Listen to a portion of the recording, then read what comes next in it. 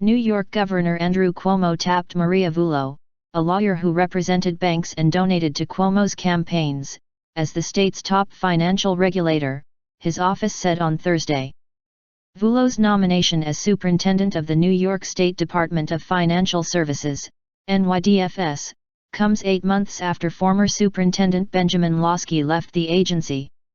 Under Lawsky, the NYDFS earned a reputation as an aggressive regulatory body that used creative new tactics to extract hefty fines from global banks and other financial institutions.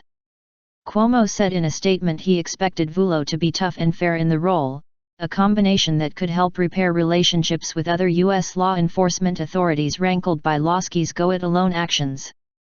Vullo, 52, a partner at law firm Paul, Weiss, Rifkind, Wharton Garrison, where she has worked for 28 years, has represented many prominent companies, including home sharing service, Airbnb Inc, the life insurance unit of Prudential Financial Inc, and a biotechnology company, according to her firm profile and court records. She has also represented financial institutions, some of which fall under the DFS regulatory purview.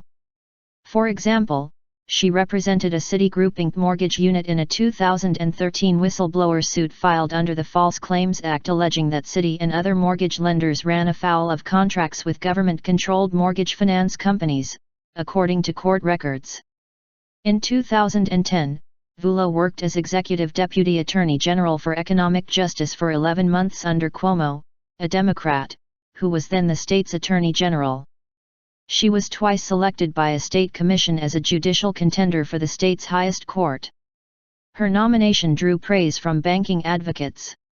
"She is really smart and a really excellent lawyer," said top Wall Street lawyer Rajan Cohen, senior chairman at Sullivan & Cromwell LLP, a New York law firm that has long advised major banks in enforcement cases. DFS is the most important state financial regulator in the country and requires a leader who can balance the needs of the industry with public and consumer interests, said Catherine Wild, president and chief executive for the Partnership for New York City, a business group. Maria is well qualified by her years in private practice and public service, Wild said. Her nomination must be confirmed by New York State's legislature. Vullo, who did not return calls requesting comment, donated nearly $84,000 to Cuomo's campaigns between 2006 and 2013, according to the nonpartisan National Institute on Money in State Politics in Helena, Montana. Vullo's donations were not a factor in the decision, a Cuomo administration official said. "The fact that she was politically supportive of the governor, I don't believe for one second that it's going to translate to a lack of independence on Maria's part," said Jim Walden, a New York white-collar defense lawyer and former assistant U.S. attorney in the Eastern District of New York. Created in 2011 by consolidating the state's banking and insurance agencies, the NYDFS has been in flux since Lawsky's departure, cycling through 2 acting superintendents.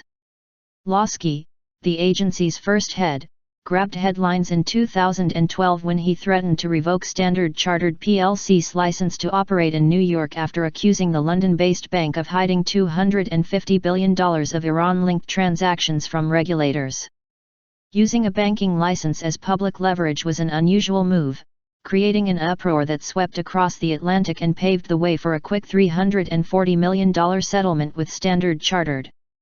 Lawsky's actions irked U.S. authorities who were conducting a joint probe into Standard Chartered's sanctions-related violations.